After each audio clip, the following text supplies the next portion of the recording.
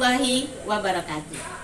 Perkenalkan, nama saya Afrina Delfitri, mahasiswa PPG UIN Imam Bonjol Padang.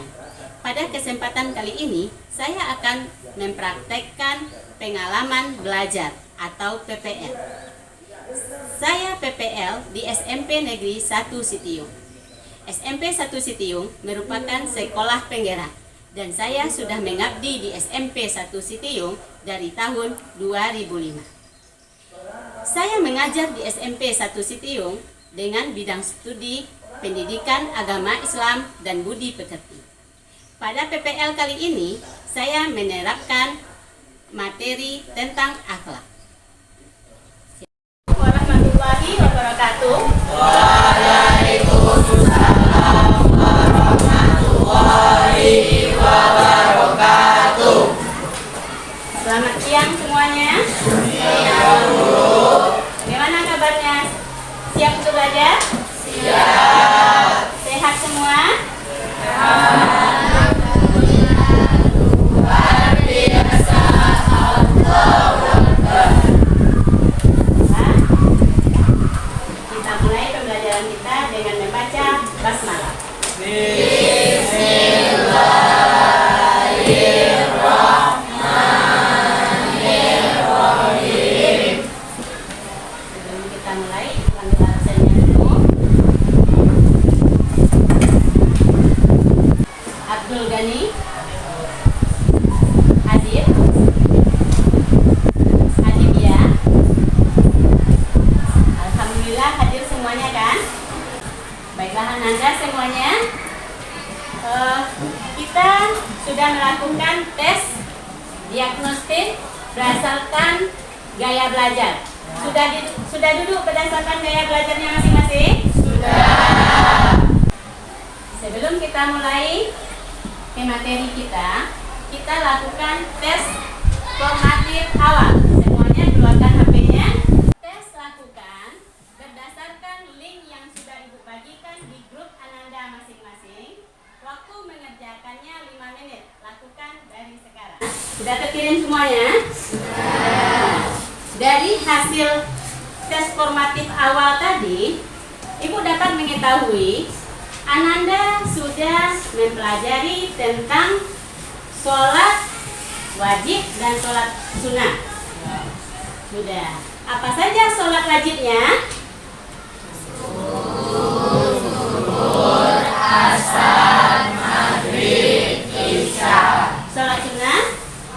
Duha, tahajud, sholat fajar. Sholat yang dilakukan di saat setelah kita melaksanakan puasa. Sholat Idul Fitri. Tahu tata cara sholat Idul Fitri? Tahu. Nah, untuk sekarang pada pembelajaran hari ini, setelah Ibu melihat tes formatif awal dari Ananda, Ibu tahu Ananda sudah memahami tentang sholat sunnah dan sholat wajib. Maka pada pertemuan hari ini kita akan mempelajari tentang ibadah dengan disiplin dan penuh harap kepada Allah Subhanahu wa Ta'ala serta peduli terhadap sesama melalui sholat gerhana dan sholat istisqa. Pimpinan kelas seperti biasa. Dalam pembelajaran, Ananda mengikuti PBM dengan sopan dan tertib. Kemudian saling menghargai sesama teman. Kalau bertanya nanti mengangkat tangan. Selalu menjawab pertanyaan dari guru dan mengerjakan tugas dengan penuh tanggung jawab. Nah, ini keyakinan kelas kita. Bisa kita sepakati bersama? Bisa. Nah, sebelum kita mulai, kita ice breaking dulu. Nah, ice breakingnya ini nanti kita nyanyi bersama-sama. Ucapkan tasbih, Subhanallah. Ingat iramanya? Nah, kita mulai sama-sama. 1, 2, 3. Ucapkan tasbih, Subhanallah.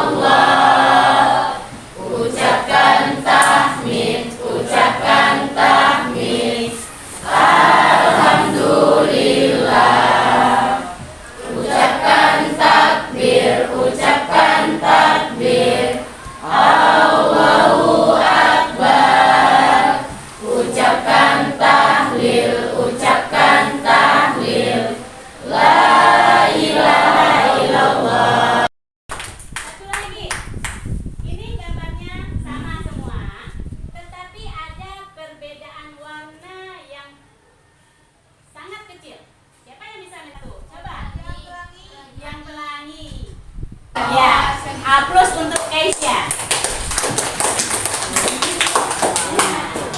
Sudah bisa konsentrasi semua? Sudah. Nah, tujuan kita mempelajari materi yang sudah Ibu sebutkan tadi tentang sholat gerhana dan sholat istisqa. Tujuannya Ananda dapat menjelaskan pengertian sholat gerhana dan sholat istisqa.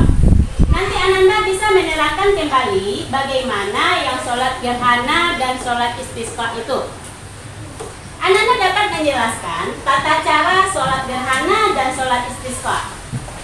Kemudian dari tata caranya Ananda bisa mempraktekkan sholat gerhana dan sholat istisqa tersebut. Coba Ananda lihat pertanyaan pemantiknya. Dari gambar di depan ini, apa yang terlintas di pikiran Ananda? Sholat gerhana. Sholat gerhana. Terus? Sholat istisqa. Terus? Gerhana bulan. Ya. Coba alam, apa alasan alam mengatakan ini sholat istisqa? Nah, Ibu berikan suatu stimulus rancangan kepada Ananda. Dari video ini nanti Ananda pahami apa itu sholat istisqa. Astagfirullahaladzim. Bagaimana ini? Airnya cuma segini. Bagaimana dok? Mana airnya? Hah? Cuma segini dok? Biar ringan ya bawanya. Kamu jangan ngomong deh, Tok. Ini juga dengan perjuangan mendapatkannya, tahu? Airnya kering lagi dok. Ya, gitu deh. Mencari air kemana lagi? Waduh, di sungai airnya kering, di pancuran juga kering, sampai di musola begitu juga. Kenapa seperti ini ya? Waduh, Iya ya. Kenapa ya? Sekarang kita sholat istisqa aja deh. Sholat apa tuh dok? Aduh, Tok. Waalaikumsalam. Kalian sedang apa? Tayamum pak. Memangnya kenapa? Kok tayamum?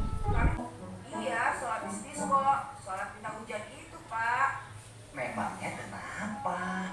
Kami susah mencari air di sungai, di pancuran, sampai di musola sini juga tidak ada airnya.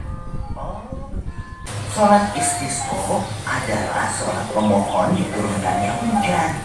Biasanya dilakukan bila musim kemarau demikian lama dan panjang, dan air menjadi sangat sulit didapatkan.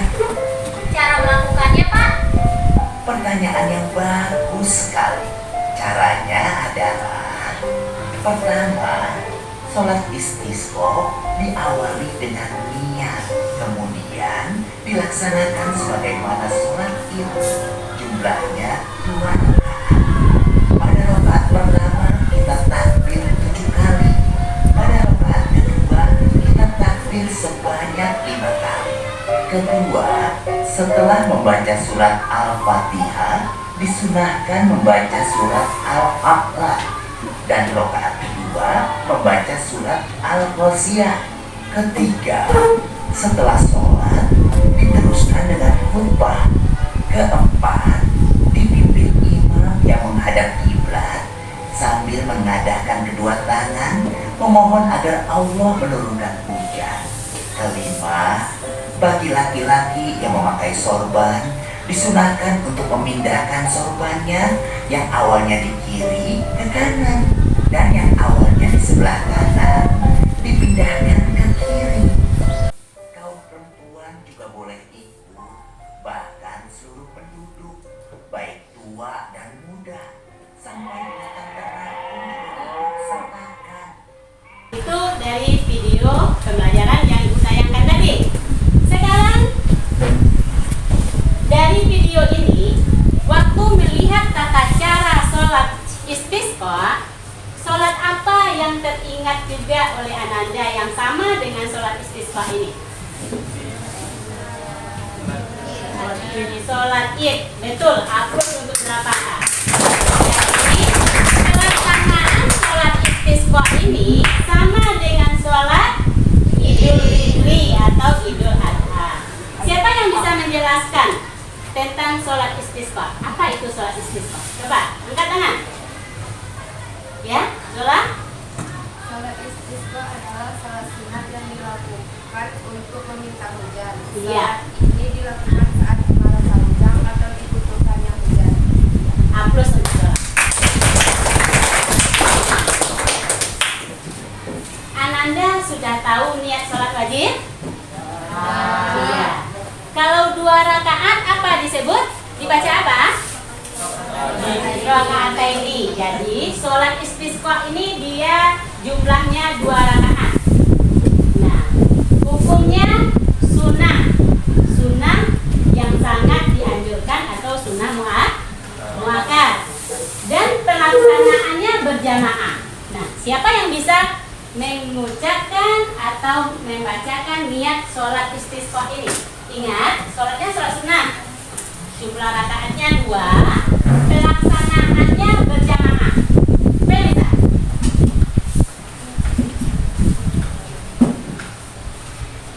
Kalau kita niat sholat, bagaimana? Usolli fardal. Kalau fardu. Kalau sunnah? Sunnah dan kemudian sholat apa? Istisqa.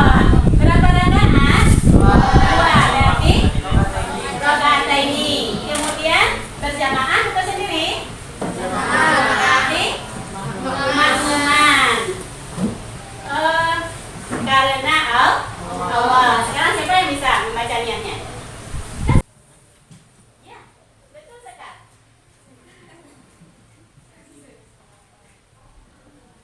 Sunatan.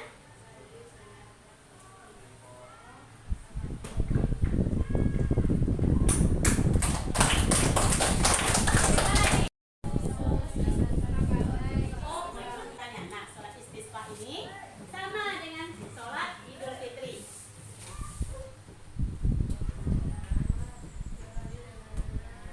Ingat, takbir 7 kali, takbir 5 kali, kemudian ya, kemudian al-Ghashiyah pada rakaat kedua. Setelah salam, mendengarkan khutbah. Sunnahnya apa? Memindahkan sorban dari kanan ke kiri, dari kiri ke kanan. Aplaus. Apa hikmah dari kita sholat istisqa? Kita dalam kesulitan, sekarang datang bantuan. Apa hikmahnya itu? Meningkatkan iman kepada Allah dengan selalu berdoa kepada Allah. Aplaus untuk Desi. Jadi meningkatkan keimanan kita kepada Allah dengan kita yakin bahwa pertolongan Allah itu pasti datang. Nah, sekarang kita masuk ke sholat gerhana. Anda perhatikan videonya kembali. Zaman baginda Nabi SAW bahwasanya gerhana itu terjadi bukan karena kematian seseorang dan bukan juga karena kehidupan seseorang. Akan tapi itu semua adalah tanda-tanda kebesaran Allah, dan baginda Nabi mengatakan fasallu fa idza ra'aitum, jika engkau melihat gerhana terjadi, fasallu maka laksanakan salat. Wad'ullaha, dan mohonlah kepada Allah Subhanahu wa taala. Maka kami himbau kepada siapapun untuk bisa melaksanakan salat gerhana dalam keadaan apapun. Adapun salat gerhana secara fikihnya ada 3 cara. Baik gerhana rembulan atau matahari, 3 cara. Yang pertama adalah kita melakukan sholat 2 rakaat seperti sholat sunnah zuhur atau sholat sunnah subuh atau sholat sunnah duha 2 rakaat dengan niat, aku niat sholat gerhana, langsung Allahu Akbar, Allah Akbar. Atau dengan bahasa kita yang di dalam hati, niat, aku niat sholat karena gerhana rembulan karena Allah. Lalu kita bertakbir Allahu Akbar, membaca Al-Fatihah, surat, rukuk, kemudian tidak sujud seperti sholat biasa. Ini cara yang pertama. Adapun cara yang kedua adalah seperti kita lakukan, dan umumnya orang lakukan ini adalah setiap 1 rakaat adalah dengan 2 rukuk.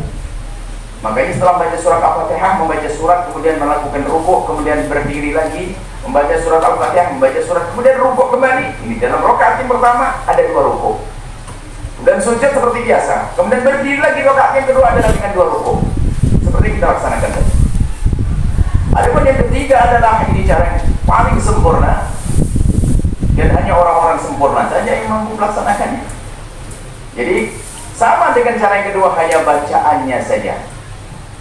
Berdiri yang pertama adalah baca surat Al-Fatihah, kemudian baca surat Al-Baqarah. Surat Al-Baqarah 286 ayat. Baru setelah itu i'tidal atau rukuk. Setelah rukuk berdiri lagi baca surat Al-Fatihah, kemudian membaca 200 ayat. Masya Allah, 200 ayat. Kemudian setelah itu i'tidal, kemudian rukuk, sujud. Rukuknya membaca tasbihnya panjang. Membaca rukuk, membaca tasbih dalam rukuknya diperpanjang, kata Imam Nawawi. Panjangnya seberapa?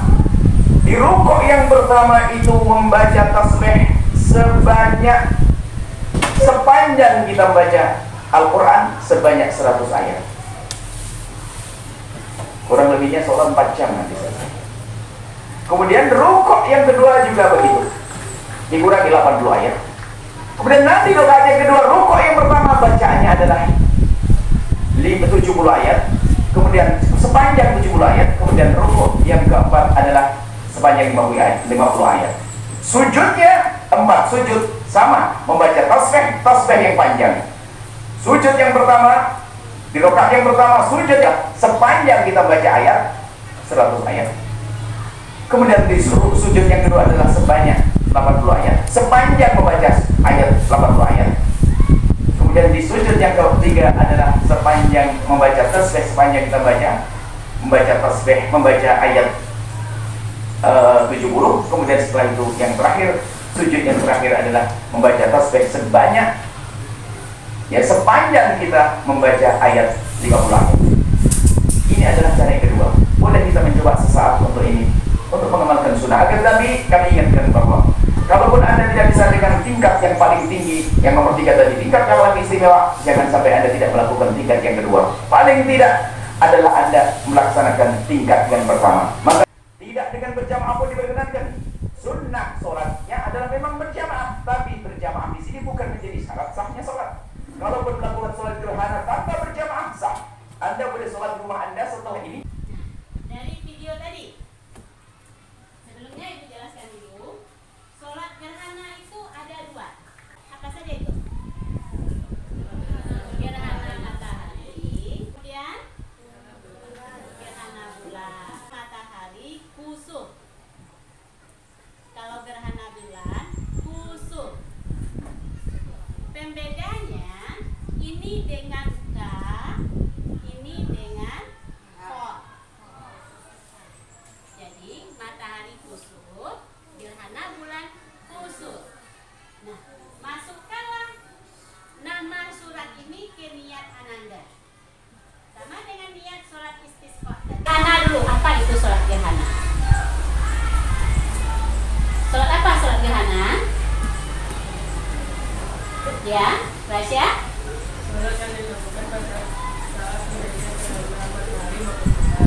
Ya, hapus Rasya.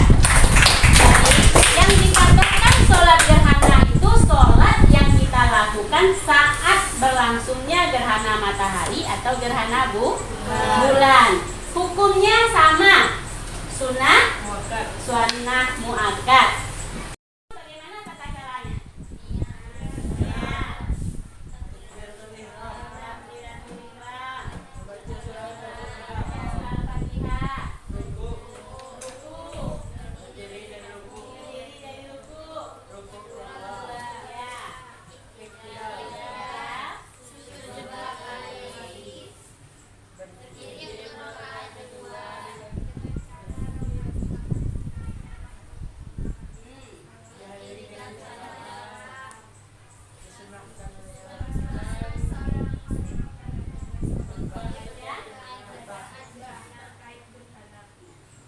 Itu tata caranya.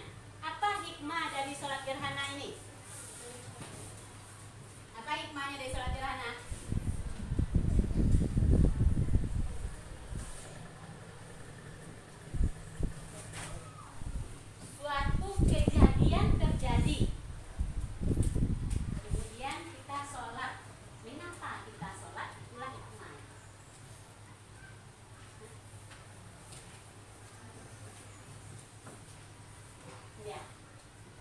dan kita sebagai makhluk Allah Subhanahu wa taala takjub dengan kebesarannya. Iya, betul tadi. Kita takjub akan kekuasaan Allah. Kagum kita kekuasaan Allah. Begitu terjadi suatu kejadian yang sangat besar, makanya kita lakukanlah sholat gerhana tersebut. Nah, sekarang keluarkan HP-nya semua. Ini ada tugas LKPD untuk Ananda semuanya. Linknya sudah Ibu bagikan di grup. Nah, Ananda kerjakan. Silakan dibaca dan dipahami pertanyaan tersebut. Bagaimana tata caranya?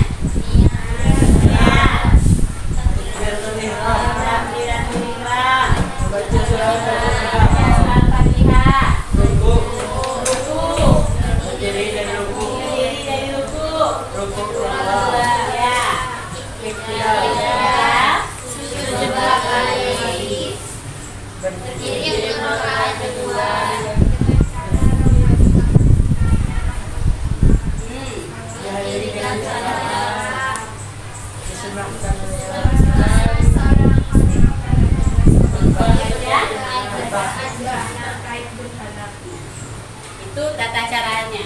Apa hikmah dari sholat gerhana ini? Apa hikmahnya dari sholat gerhana? Suatu kejadian terjadi, kemudian kita sholat. Mengapa kita sholat? Itulah hikmah. Dan kita sebagai makhluk Allah Subhanahu wa taala takjub dengan kebesarannya. Iya, betul tadi. Kita takjub akan kekuasaan Allah. Kagum kita kekuasaan Allah. Begitu terjadi suatu kejadian yang sangat besar, makanya kita lakukanlah sholat gerhana tersebut. Nah, sekarang keluarkan HP-nya semua. Ini ada tugas LKPD untuk Ananda semuanya. Linknya sudah Ibu bagikan di grup. Nah, Ananda kerjakan untuk memberikan materi sampai teman yang tidak tuntas tadi menjadi tuntas dan bisa memahaminya. Nah, Ibu tunggu perkembangannya nanti melalui Google Form. Kita lakukan tes bagi yang remedi. Nah, itulah materi pembelajaran kita hari ini. Mudah-mudahan Ananda memahaminya, dan bagi yang remedi lebih untuk pembelajaran yang akan datang agar lebih konsentrasi lagi. Ada pertanyaan dari Ananda semuanya? Ya. Sudah paham materinya? Nah, kita refleksi. Bagaimana menurut Ananda pembelajaran kita yang seperti ini? Maunya seperti ini belajar? Nah, untuk minggu depan kita belajar seperti ini. Dia belajar PAI, Ananda bawa HP, dan HP-nya dipergunakan hanya waktu pembelajaran PAI. Selain jam pembelajaran PAI, HP-nya disimpan. Tidak ada yang main HP. Bisa dipahami? Bisa. Mudah-mudahan apa yang kita pelajari hari ini mendapat keberkahan dari Allah Subhanahu wa taala dan bisa kita mengamalkan dalam kehidupan kita sehari-hari.